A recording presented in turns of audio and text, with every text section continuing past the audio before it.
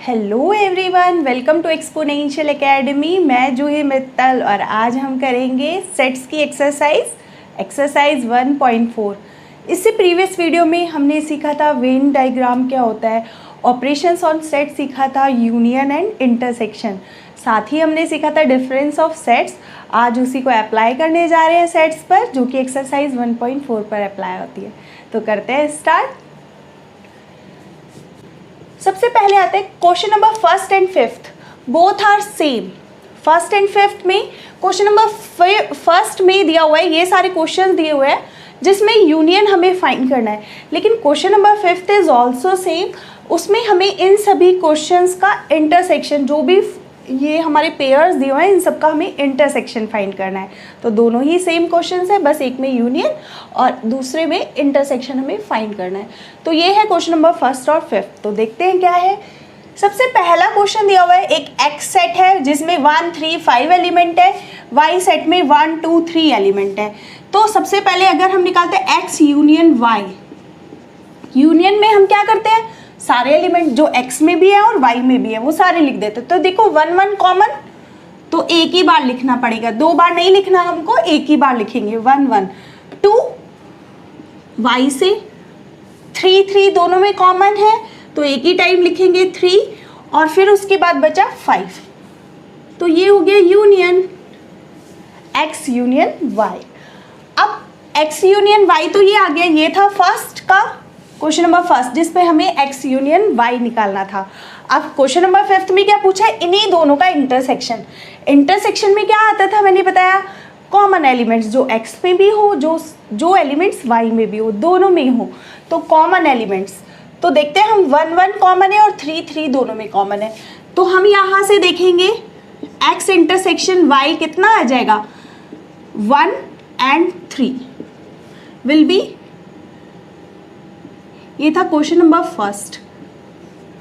ठीक है, ये यूनियन भी निकाला हमने और इंटरसेक्शन भी निकाला। नेक्स्ट है क्वेश्चन नंबर सेकेंड, ए दिया हुआ है, बी दिया हुआ है, यूनियन करोगे तो देखो इंटरसेक्शन करोगे तो कॉमन क्या दिख रहा है, सिर्फ ए, तो ए इंटरसेक्शन और यूनियन में सभी को ले लेंगे। सेकेंड, इसका ये सेकेंड वाला आ जाएगा A union B, A union B. कराना नहीं चाहिए, कर सकते हो आप लोग खुद भी। तो ए यूनियन बी में क्या आ जाएगा, ए के तो सारे एलिमेंट आएंगे, साथ में बी के भी आ जाएंगे। अब कॉमन है ए तो एक ही बार लिखेंगे, ए ई आई ओ यू, और ए बी सी, ए ऑलरेडी लिख चुके हैं, बी और सी। तो ये हो गया ए यूनियन बी। अब इंटरसेक्शन में क्या आता है, कॉमन एलिमेंट आते हैं, और दोनों में क्या कॉमन है, दोनों में सिर्फ ए ही कॉमन है, तो ये हमारे पास आ जाएगा ए। है ना, कितना सिंपल। नेक्स्ट आता है question number third. Question number third is third part. Third part में हमें क्या दिया हुआ है, एक ए सेट है और उसमें कैसे नंबर है, नेचुरल नंबर का सेट है, मल्टीपल्स ऑफ 3। ए के अंदर नेचुरल नंबर है जो कि 3 के मल्टीपल है। अब नेचुरल नंबर हम जानते हैं 1 2 3 4, लेकिन उसमें अगर 3 के मल्टीपल होंगे तो 3 6 9। तो ए सेट में पहले तो हम इसमें सेट बनाएंगे। ए सेट कैसा है, यहाँ पर ए सेट होगा जिसमें एलिमेंट होंगे 3। पहले ए सेट 3 6 9, 3 के मल्टीपल्स होंगे ना, नेचुरल नंबर भी हो और साथ में वो 3 के मल्टीपल भी होते हैं। ये नेचुरल नंबर तो है ही और साथ में ये 3 के मल्टीपल भी हैं, 12 एंड सो ऑन। ये हो गया ए सेट। बी सेट में उसने बोला नेचुरल नंबर ही है बट लेस देन 6 है, तो 6 से कम नेचुरल नंबर कौन से हो गए, 1 2 3 4 5। तो बी सेट, पहले ए और बी लिख लेंगे। ये हमें सेट बिल्डर फॉर्म में दिया हुआ है तो हमने इसको रास्टर फॉर्म में लिख लिया, तो इजी हो जाएगा क्वेश्चन करने में, मिस्टेक नहीं होगी। तो बचा 1 2 3 4 5, 6 से लेस। अगर यहाँ पे लिखा होता लेस देन इक्वल टू, यानी कि इक्वल टू का साइन होता या फिर लिखा होता लेस देन इक्वल टू, तो 6 भी इंक्लूड होता, लेकिन लेस देन लिखा है तो इसलिए बस 6 से छोटे सारे नेचुरल नंबर हमारे पास आ जाएंगे। तो ए और बी तो मिल गया, अब यूनियन करना बाकी है, A union B. A union B कितना आ जाएगा, 1 2, अब देखो 3 रिपीट, 1 2 3 रिपीट, फिर उसके बाद 4 5 4 5 1 2 3 4 5 तो इसी के लिख दिए। अब इसमें क्या है 3 आया, फिर 6 आएगा, उसके बाद तो इधर के बी के एलिमेंट सारे खत्म हो चुके हैं, ए के एलिमेंट्स चलेंगे अब 3 6, अब सारे के सारे 3 के मल्टीपल्स चलेंगे एंड डॉट डॉट डॉट। तो ये आ गया ए यूनियन बी। यहाँ पर ए इंटरसेक्शन बी कितना होगा? ए इंटरसेक्शन बी का मतलब जो कॉमन एलिमेंट है, दोनों में कॉमन क्या एलिमेंट है वो देख लेंगे। अब देखो दोनों में सिर्फ मेरे को 3 कॉमन दिख रहा है, इसमें 1 2 4 5 तो है नहीं, ऊपर 3 कॉमन है क्योंकि बी में तो सिर्फ 1 2 3 4 5 ही एलिमेंट है ना, तो दोनों में कॉमन क्या दिख रहा है? सिर्फ 3। तो बस यहाँ पर एक आ जाएगा 3। यही है, सिंपल क्वेश्चन है। Next question number 4। Question number 4 में है वही है सेम 1 to 6। अब देखो इक्वल टू लग गया यहाँ पर, तो 1 से ग्रेटर 1 पे इक्वल नहीं है तो 1 इज नॉट इंक्लूडेड। ये मैंने इंटरवल्स में बहुत अच्छे से पढ़ाया था कि 1 के साथ इक्वल नहीं लगा हुआ means 1 is not included. Natural number है सारे लेकिन 1 से बड़े, यानी कि 2 3 4 5 और कहाँ तक अप टू 6, और 6 इज इंक्लूडेड क्योंकि इक्वल टू लगा हुआ है। तो पहले तो हम ए सेट लिखेंगे, ये है question number 4 fourth part. Fourth part में हम पहले ए सेट लिखेंगे।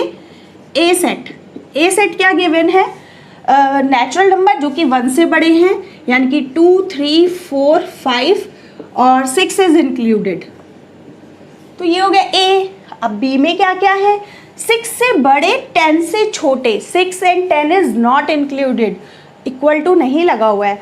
तो 6 से बड़े कौन से नंबर हो जाएंगे? B is 7 8 9। 10 से छोटे तो बस यहीं तक होंगे, इक्वल टू नहीं लगा हुआ इसलिए 6 और 10 हमने नहीं लिए। तो ए और बी मिल गया। अब बस क्या करना है हमें? यूनियन करना और इंटरसेक्शन। यूनियन अगर हम देखेंगे ए यूनियन बी कितना आ जाएगा? अब यूनियन करेंगे तो पहले 2 3 4 5 6 7 8 9, तो 2 3 4 5 6 7 8 9, क्योंकि कोई एलिमेंट तो रिपीट था नहीं, कॉमन ही नहीं है, दोनों में कोई भी एलिमेंट कॉमन नहीं है, तो intersection will be empty. Intersection will be empty set, null set, क्योंकि दोनों में एक भी एलिमेंट कॉमन नहीं है। तो ये आ गया यूनियन और ये आ गया इंटरसेक्शन। तो ये दोनों क्वेश्चंस चल रहे हैं, ये यूनियन वाले जितने भी है क्वेश्चन नंबर 1 है और इंटरसेक्शन जितने भी क्वेश्चन नंबर 5 है। तो ये हो गया question number 4। Next question number 5। Question number 5 में ए सेट दिया हुआ है और बी सेट दिया हुआ है। बी में कोई एलिमेंट ही नहीं है। बी में जब कोई एलिमेंट नहीं है तो यूनियन हमें पता है 5th ए यूनियन बी, तो ए के तो एलिमेंट लिख ही देंगे 1 2 3। अब इसमें कोई एलिमेंट ही नहीं है तो दोनों मिलके भी क्या आएगा? बस 1 2 3 ही आएगा। और इंटरसेक्शन में most important that will be empty. दोनों में कुछ नहीं तो है ना, कॉमन क्या है दोनों में? इसमें तो एक भी एलिमेंट नहीं है, इसमें है लेकिन हर किसी, हमने पढ़ा था सबसेट्स में कि 5 एम्प्टी सेट तो हर किसी का सबसेट होता है, तो एम्प्टी सेट मतलब नल, दोनों में क्या कॉमन है? कुछ भी नहीं, तो कॉमन ले सकते हैं ना हम कि इसमें अगर कुछ भी ना ले तो कुछ भी नहीं तो इसमें कॉमन आ गया, यानी कि empty set. A intersection B will be empty set. Hope so आप लोगों को समझ में आया होगा question number 1 and 5। Please make a note. Next आते हैं क्वेश्चन नंबर 2, 3 एंड 4। तो देखते हैं क्या है क्वेश्चन नंबर 2, 3, 4। क्वेश्चन नंबर 2 में एक ए सेट दिया हुआ है, बी सेट दिया हुआ है। हमसे पूछ रहे क्या ए सबसेट है बी का? अगर ए के सारे एलिमेंट बी में बिलोंग करते होंगे, हमने बताया था अगर ए के सारे एलिमेंट बी में मिल जाए तो that means A is a subset of B. तो ए के एलिमेंट्स है ए बी और वो बी में दिख रहे हैं हमें, जो जितने भी ए में एलिमेंट्स है वो सारे बी में भी है, तो yes it is a subset of second. Solutions है यहाँ से, yes A is a subset of B, क्योंकि ए के सारे एलिमेंट किस में बिलोंग करते हैं? बी में। तो हम कह सकते हैं A is a subset of B. Yes, A is a subset of B. आगे पूछ रहा है what is A union B. अब ए यूनियन बी कर दो, A union B. A union B यानी कि ए और बी के सारे एलिमेंट्स ले लेंगे। ए रिपीटेड है, ए और बी रिपीटेड है, बाकी है सी। अब देखो यहाँ पर एक मोस्ट इंपॉर्टेंट रिजल्ट आने वाला है जो कि क्वेश्चन नंबर 2 और 3 दोनों के लिए है। अब देखो इन दोनों का यूनियन हमने किया तो ये पूरा का पूरा बी सेट ही नहीं मिल गया हमें। ए और बी का अगर हमने यूनियन किया ये पूरा का पूरा बी सेट आ गया, जहाँ पर ए सबसेट था बी का। तो ये क्वेश्चन नंबर 3 के लिए एप्लीकेबल होता है। अगर कोई सेट पूरा का पूरा किसी दूसरे सेट में कंटेन करता है, मतलब ए अगर बी का सबसेट है और इन दोनों का यूनियन करोगे तो बड़ा वाला सेट ही आंसर में आएगा। अब मैंने डायग्राम, वेन डायग्राम से भी बता रखा है ये वाला प्रीवियस वीडियो में कि अगर हमारे पास एक सेट है उसके अंदर, अब हमारे पास ये बी सेट है, बी के अंदर ए सेट आ गया, ए के अंदर क्या एलिमेंट है ए बी और इसमें एक्स्ट्रा है सी। अब बी पूरा का पूरा ए के अंदर है ना, इनका यूनियन करोगे तो पूरा शेडेड एरिया क्या आएगा, पूरा का पूरा बी आ जाएगा। तो आंसर विल बी बड़ा वाला जो भी होगा सेट, तो बी इज द आंसर। यही है हमारा क्वेश्चन नंबर 3। उसने यही पूछा है अगर ए और बी दो सेट्स हैं, ए और बी कोई दो सेट्स है और किस टाइप से है, सच दैट ए बी का सबसेट है, यानी कि ए पूरा का पूरा किसके अंदर है, बी के अंदर है। A is a subset of B, तो ए पूरा का पूरा बी के अंदर आ गया। तो व्हाट इज द यूनियन, अगर ए यूनियन की बात करें, ए यूनियन बी क्या होगा, इन दोनों का यूनियन पूरा का पूरा बड़ा वाला सेट होगा। अब यहाँ पर एक क्वेश्चन मैं ऐड करने जा रही हूँ, या क्वेश्चन नंबर 3 यहाँ पर आ गया, A union B will be B. अगर इन दोनों का यूनियन करेंगे तो बी होगा, लेकिन अगर इन दोनों का इंटरसेक्शन करेंगे, दोनों में कॉमन पार्ट लेंगे तो क्या वो ए नहीं आएगा, that will B A. Okay, तो ये हो गया इंटरसेक्शन। तो अगर इंटरसेक्शन करते हैं तो छोटा वाला आ जाता है, दोनों में जो भी छोटा सेट होता है। अगर इफ, लेकिन ये कंडीशन तभी अप्लाई होती है if A is a subset of B. अगर ऐसा है ए बी का सबसेट है, उन दोनों का यूनियन करेंगे तो बड़ा वाला सेट कौन हुआ, बी, तो यूनियन में बी आ जाएगा। और उन दोनों का अगर इंटरसेक्शन करेंगे तो आंसर में छोटा वाला सेट आ जाएगा जो कि ए सेट है। लेकिन ये तभी एप्लीकेबल होगा जब ए बी का सबसेट है। तो ये इंटरसेक्शन पार्ट मैंने खुद से ऐड किया, दोनों ही आना चाहिए, यूनियन भी और इंटरसेक्शन भी। तो क्वेश्चन नंबर 2 था ये। नेक्स्ट आता है क्वेश्चन नंबर 4। क्वेश्चन नंबर 4 में ए दिया हुआ है, बी सी डी, चारों सेट्स दिए हुए हैं ए बी सी डी, और हमें फाइंड करना है। मैंने इसके 2 ही पार्ट्स लिए हैं, बाकी के आप लोग कर सकते हैं, समझ के क्वेश्चंस करना है, बहुत इजी है, कुछ भी नहीं है। तो ये सेट्स दिए हुए हैं, मैंने एक तो इसका फर्स्ट पार्ट उठाया है, ए यूनियन बी करना है। अब ए यूनियन बी बहुत ही ईजी है, कुछ नहीं है। ए यूनियन बी में क्या हो जाता है, ए के भी सारे एलिमेंट और बी के भी सारे एलिमेंट। तो देखो 1 2 3 4, 3 4 इज कॉमन, तो रिपीट करके नहीं लिखना, तो बस हम क्या लिखेंगे 1 2 3 4 और 5 6 अप टू 6। हाँ, अगर इन दोनों में इंटरसेक्शन पूछा होता तो वो 3 4 आता, क्योंकि दोनों में क्या कॉमन है, 3 और 4। तो ये है हमारा फर्स्ट पार्ट, 4th का फर्स्ट पार्ट। एक हमने लिया है 6th पार्ट। 6th पार्ट में पूछा है A union B union D, मतलब ए यूनियन बी तो हम निकाल ही चुके हैं, ए यूनियन बी देखो निकाल चुके हैं, दोबारा करने की जरूरत नहीं है। इसका यूनियन डी के साथ कर दो, तो देखो ए यूनियन बी में तो 1 2 3 4 5 6 तक एलिमेंट थे, और डी और अगर ज्वाइन कर देंगे 1 2 3 4 5 6 ए यूनियन बी जितना। अब इसका यूनियन, ए यूनियन बी का यूनियन हम डी के साथ कर रहे हैं, तो 7 8 9 10 और आ जाएगा। तो 7 8 9 10। आप चाहें तो अलग अलग करके भी कर सकते हैं, पहले ए बी और इन तीनों का यूनियन इकट्ठा करना चाहिए तो वैसे भी कर सकते हैं, 1 2 3 4 5 6 फिर 7 8 9। लेकिन ए यूनियन बी क्योंकि हमने ऊपर निकाल दिया था इसलिए मैंने उसका यूज़ किया, पहले ए यूनियन बी उसका यूनियन डी के साथ। तो इस टाइप से भी हम कर सकते हैं, आंसर विल बी सेम। तो ये था क्वेश्चन नंबर 4th। 5th हम कर चुके हैं, please make a note. Next देखते हैं क्वेश्चन नंबर 6। इसके मैंने सारे पार्ट्स नहीं लिए हैं, लेकिन जो भी पार्ट्स लिए हैं उसमें काफ़ी क्वेश्चंस कवर हो जाएंगे, आप लोगों से हो जाएंगे। तो देखते हैं क्या है question number 6। A B C D 4 sets दिए हुए हैं और हमें फाइंड करना है, मैंने लिया उसका 6th पार्ट, 6th का 6th। A intersection C, B union C। तो पहले जो ब्रैकेट में लिखा हुआ है हम पहले उसको सॉल्व करते हैं, जो कि है B यूनियन C। तो देखो B यूनियन C निकालने में ही आपका कोई अनदर क्वेश्चन हो गया होगा। पहले B और C का यूनियन, अब B और C का यूनियन करेंगे तो 7, 9, 11, 13, और इसमें 11, 13 रिपीटेड है और अनदर वन इज 15, तो ये आगे B यूनियन C। अब इसका ये हम करें 6 का 6th पार्ट। अब एक के साथ इसका इंटरसेक्शन करना है। B यूनियन C का इंटरसेक्शन किसके साथ करना है? B यूनियन C का इंटरसेक्शन A के साथ करना है। तो A क्या गिवन है? A हमें 3, 5, 7, 9, 11 गिवन है। अब देखते हैं इन दोनों में कॉमन क्या है। इंटरसेक्शन मतलब B यूनियन C, हमने पहले ब्रैकेट वाला टर्म निकाले B यूनियन C। अब वो ये आ गया B यूनियन C, एक सेट आ गया। अब A और इसमें दोनों में कॉमन, तो 7, 9, 11 मुझे दोनों में कॉमन दिख रहा है, तो that will be the answer 7, 9, 11। है ना, एकदम सिंपल। नेक्स्ट है क्वेश्चन नंबर 9th, जिसमें हमें पहले A इंटरसेक्शन B निकालना है, B यूनियन C निकालना है और फिर उन दोनों का इंटरसेक्शन करना है। तो हो गए ना, इंटरसेक्शन निकालने वाला एक क्वेश्चन, B यूनियन C वाला अनदर क्वेश्चन, फिर उनका इंटरसेक्शन वाला 9th question.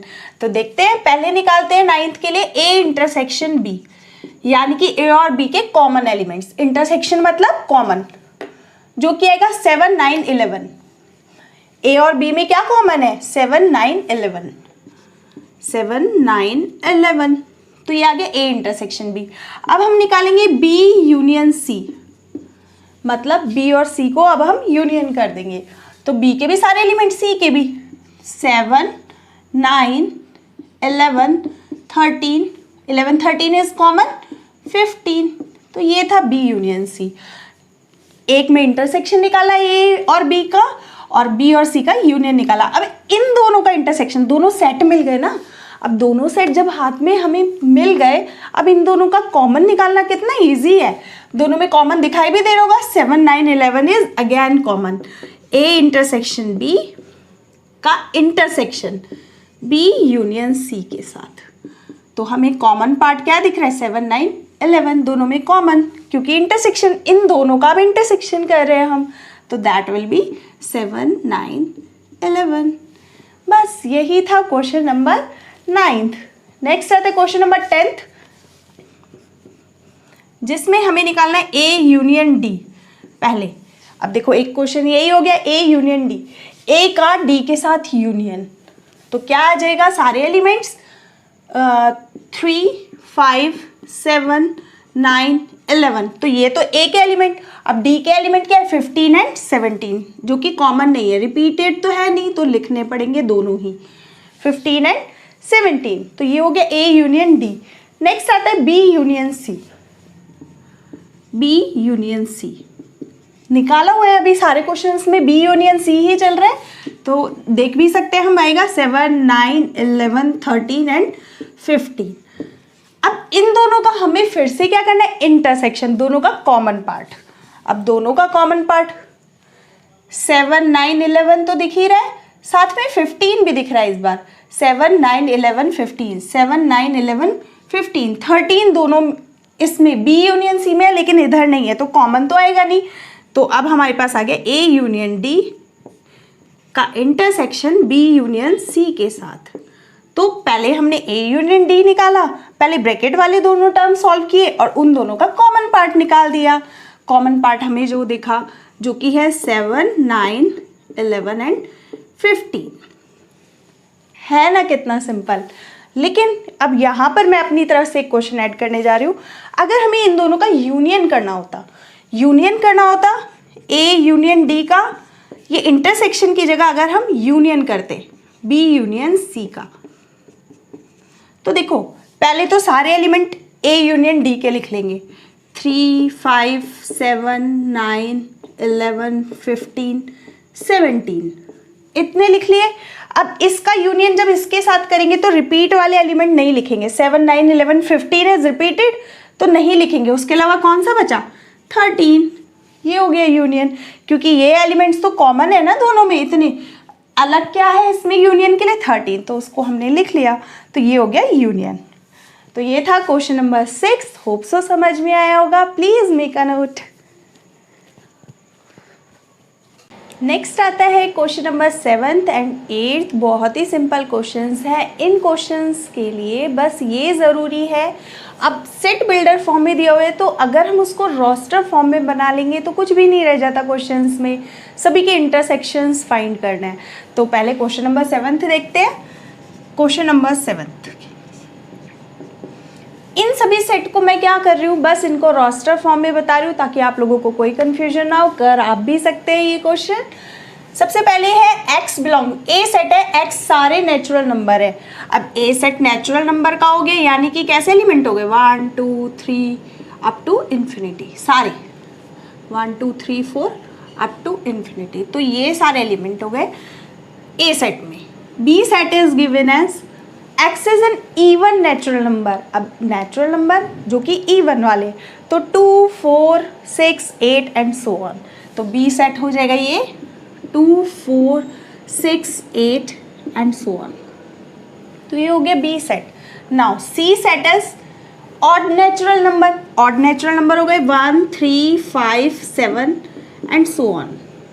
And D is most important prime number. Prime number हमें पता है जो कि 2 से स्टार्ट होते हैं और जो खुद से डिवाइड होते हैं और या फिर 1 से डिवाइड होता है। तो ये स्टार्ट होते हैं 2 से, तो ये हो जाएगा 2 3 5 7 देन 11 13 एंड सो ऑन। इस टाइप के जो नंबर्स होते हैं ये हमारे प्राइम नंबर्स होते हैं। तो ये आ गए प्राइम नंबर्स। अब प्राइम नंबर्स के बाद अब हमें बस क्या करना है, इन सभी के इंटरसेक्शंस दिए हुए हैं इधर उधर मर्ज करके, तो आप लोग निकाल सकते हो। नंबर सिस्टम आपको पता चल गया है। अब सपोज ए और सी का इंटरसेक्शन निकालना है, ए और सी का इंटरसेक्शन निकालना है अगर, तो सारे ऑड नंबर नहीं आ जाएंगे इसमें। तो देखो सारे नेचुरल नंबर है ए में और सी उसका सबसेट है। और इंटरसेक्शन अभी मैंने पढ़ाया था क्वेश्चन नंबर जब कराए थे अभी 2nd 3rd 4th जब कराए थे क्वेश्चन नंबर 2nd 3rd में, यही था कि हमने क्या करना है। अब C is a subset of A, यहीं पर दिख रहा है C के इसका सबसेट है ए का, क्योंकि ए तो पूरा नेचुरल नंबर है और इसमें से ऑड लिए हुए हैं। तो हम यहाँ पर देखो मोस्ट इंपॉर्टेंट चीज कर सकते हैं, since C is a subset of A, तो we can say A intersection C will be C। जो छोटा वाला है अभी मैंने समझाया था, इंटरसेक्शन में क्या आ जाएगा, छोटा वाला आ जाएगा। अगर इन दोनों का यूनियन होता तो बड़ा वाला यानी कि ए आ जाता। ठीक है, तो ये होता है। इसी तरह से हम बाकी के निकाल सकते हैं इंटरसेक्शन यूनियन, इन दोनों का करेंगे तो वही। अब बी भी इसी का सबसेट है तो ए इंटरसेक्शन बी भी बी आ जाएगा। अगर ए और डी का इंटरसेक्शन करें, ए इंटरसेक्शन डी, ए का डी के साथ इंटरसेक्शन करें तो देखते हैं क्या क्या आएगा। 2 दिख रहा है, 3 दिख रहा है, 5। अब देखो ये भी तो इसी का सबसेट है ना, ए का ही सबसेट है, तो सारे प्राइम नंबर्स आ जाएंगे क्योंकि D is a subset of A, क्योंकि ए में क्या थे सारे नेचुरल नंबर। तो अब की बार क्या आ जाएंगे, सारे के सारे क्या आ जाएंगे, पूरा D ही सेट आ जाएगा जो कि सेट ऑफ प्राइम्स है, प्राइम नंबर्स है ना। कितना इजी। हाँ, लेकिन अगर B और D का इंटरसेक्शन पूछे, B और C का इंटरसेक्शन ऑफ बी और सी, बी और सी के इंटरसेक्शन, ये सारे ऑड नंबर्स, ये सारे इवन नेचुरल नंबर्स, दोनों में कुछ भी कॉमन नहीं आएगा, तो दैट विल बी एम्प्टी। तो इसी टाइप से आप लोग कर सकते हैं ना। तो मेन था सेट बिल्डर फॉर्म को पहले रोस्टर फॉर्म में एक्सप्लेन करना। तो ये था क्वेश्चन नंबर 7th। नेक्स्ट रहता है क्वेश्चन नंबर 8th, जिसमें हमें पूछा है कि इनमें से कौन से पेयर्स डिसजॉइंट सेट्स बनाते हैं। तो डिसजॉइंट मैंने आपको बताया था, जिन दो सेट्स का इंटरसेक्शन एम्प्टी आ जाए तो वो दोनों आपस में डिसजॉइंट सेट्स होते हैं। जैसे कि अब यहाँ पर बी और सी का इंटरसेक्शन एम्प्टी आया तो ये दोनों आपस में कैसे हो गए, डिसजॉइंट। बी अलग है और सी एकदम अलग है, दोनों में कुछ भी कॉमन नहीं है, तो ऐसे सेट्स को हम बोलते हैं डिसजॉइंट। अब मैंने एक एग्जाम्पल लिया, जैसे कि इसके 2 ही पार्ट लिए मैंने, फर्स्ट और थर्ड। सेकेंड पार्ट आप लोग खुद करके देखिएगा। 1 2 3 4 दिया हुआ है एक सेट, दूसरा सेट क्या होगा 4 से लेके 6 तक इक्वल लगा हुआ है ना, तो 4 5 6। क्या मैं इस सेट को ऐसा नहीं लिख सकती हूँ, 4 भी होगा, 5 भी होगा और 6 भी होगा, क्योंकि नेचुरल नंबर है 4 से लेके 6 तक। तो ये आ गया 4 5 6। अब हमें इन दोनों में क्या करना है, कॉमन एलिमेंट्स। अब देखो इन दोनों में कॉमन एलिमेंट दिख रहा है मुझे 4, दोनों में है, तो ये डिसजॉइंट तो नहीं है क्योंकि कॉमन एक एलिमेंट आ गया जो कि 4 है। जब दो सेट्स में कुछ भी कॉमन नहीं आता तो ऐसे सेट्स डिसजॉइंट कहलाते हैं, मतलब दोनों का इंटरसेक्शन एम्प्टी है, तो ये तो डिसजॉइंट नहीं है। Third part is even integer और ऑड इंटीजर। इंटीजर का सेट हमें पता है -∞ टू +∞। अब ऑड ऑड अलग है, इवन इवन अलग है, बिल्कुल यही वाला क्वेश्चन। जैसे इसमें ये इवन का सेट था, ये ऑड का सेट था, दोनों का इंटरसेक्शन एम्प्टी आया। अब यहाँ पर इंटीजर है, यहाँ पर नेचुरल नंबर थे, अब इंटीजर है। एक सेट में सारे कैसे हैं, इवन इंटीजर्स है, एक में सारे ऑड इंटीजर्स है, दोनों में कुछ कॉमन आएगा ही नहीं, तो that will be the disjoint set. तो third will be the disjoint set, yes this will be disjoint set. तो ये था हमारे पास क्वेश्चन नंबर 7 और 8। होप सो आप लोगों को अच्छे से समझ में आ रहा होगा। नेक्स्ट हम करते क्वेश्चन नंबर 9। उससे पहले please make a note. Next हम कर रहे हैं question number 10th and 11th। 9th हमने स्किप कर दिया। वैसे तो आप लोगों के सिलेबस से डिफरेंस ऑफ सेट्स हट चुका है, लेकिन मैंने पढ़ा दिया क्योंकि आना चाहिए कि what is difference of sets. अब डिफरेंस ऑफ सेट्स का इसी क्वेश्चन नंबर 10 से ही समझ में आ जाएगा, और ये दोनों ही क्वेश्चन इंपॉर्टेंट क्वेश्चन है। Question number 10th is and question number 11th दोनों ही इंपॉर्टेंट क्वेश्चन है, और 10th से ही आपको क्लियर हो जाएगा क्वेश्चन नंबर 9th में करना क्या है। तो देखते हैं question number 10th and 11th। Question number 10th में एक एक्स सेट दिया हुआ है, एक वाई सेट दिया हुआ है, और हमें फाइंड करना है एक्स माइनस वाई। ये मैंने अभी इसका जब टॉपिक पढ़ाया था डिफरेंस ऑफ सेट्स, मैंने बताया था इन तीनों में रिलेशन कि इन तीनों को अगर यूनियन कर दे तो पूरा क्या आएगा, एक्स यूनियन वाई आ जाएगा। ये इंपॉर्टेंट क्वेश्चन बनता है। यहाँ पर ये तीनों आपस में क्या है, डिसजॉइंट। इन तीनों में कुछ भी कॉमन नहीं आता, और इन तीनों का अगर यूनियन कर देते तो इन दोनों के यूनियन के इक्वल आता है। This is most important question, question number 10th and 11th। तो क्वेश्चन नंबर 10th में x दिया हुआ है, y दिया हुआ है, और हमें x माइनस वाई फाइंड करना है। तो मैंने बताया था x में से अगर हम y के एलिमेंट्स को बाहर कर देंगे तो जो बचेगा वो x के ही एलिमेंट्स लिखने हैं बस, लेकिन y के एलिमेंट्स बाहर निकालने के बाद। तो x में क्या the elements, a b c d थे, उसमें से हमने y के एलिमेंट्स बाहर कर दिए। तो y के एलिमेंट्स बाहर करेंगे सिर्फ b और d, जो कॉमन होंगे वो। अब देखो इन दोनों में कॉमन क्या थे, b और d कॉमन दिख रहा है मुझे, f और g तो x में है नहीं ना। तो सॉल्यूशन हम देखते हैं क्वेश्चन नंबर 10th का फर्स्ट पार्ट।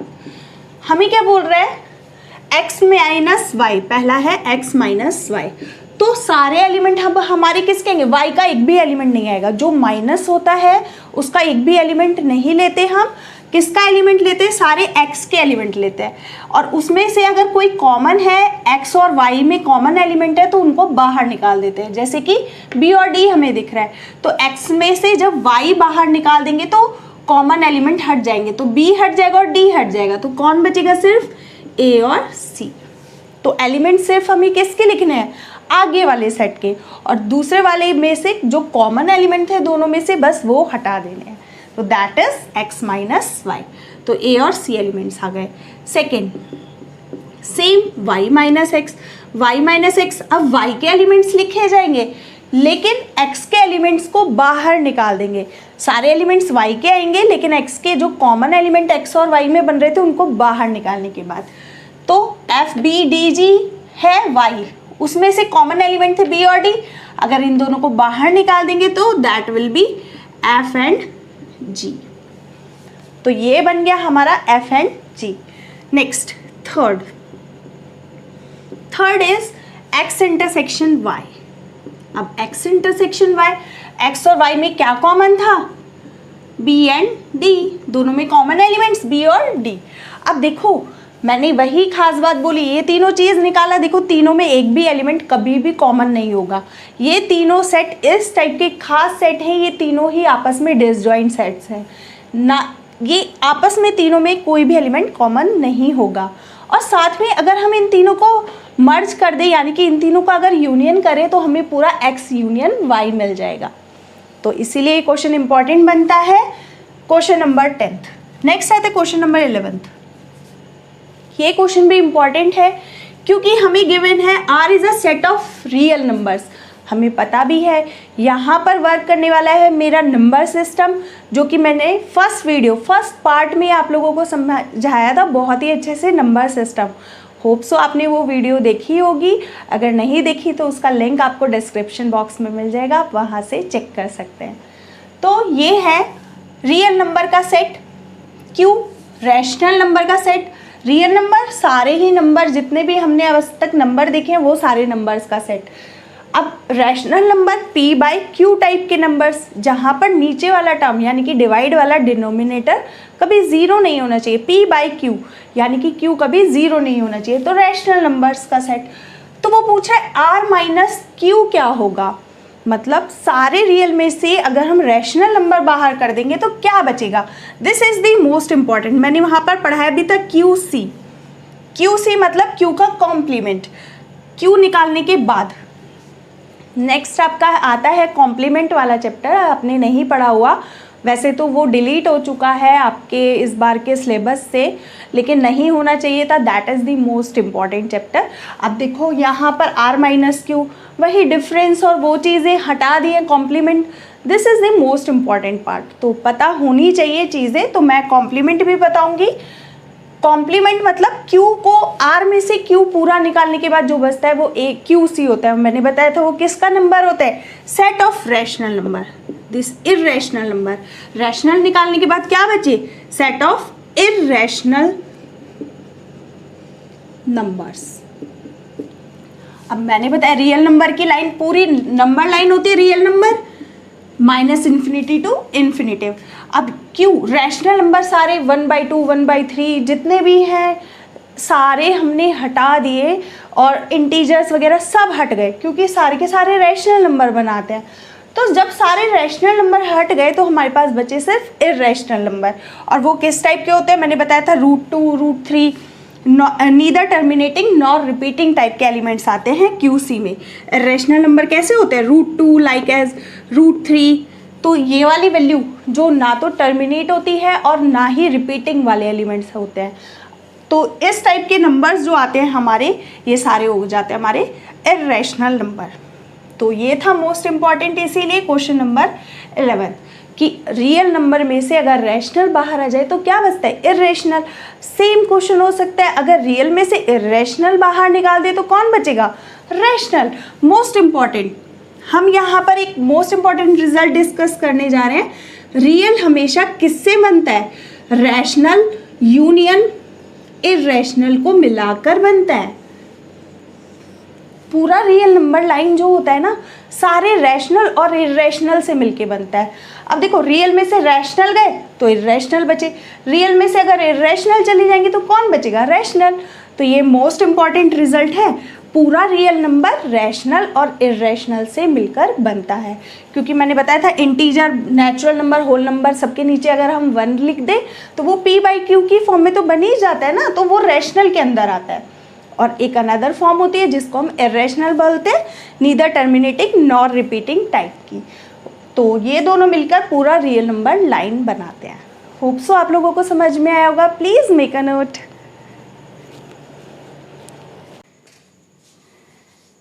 अब बचता है सिर्फ क्वेश्चन नंबर 12 जो कि डिसजॉइंट सेट्स पर बेस्ड है। आप लोग खुद ट्राई कर सकते हैं क्वेश्चन नंबर 12।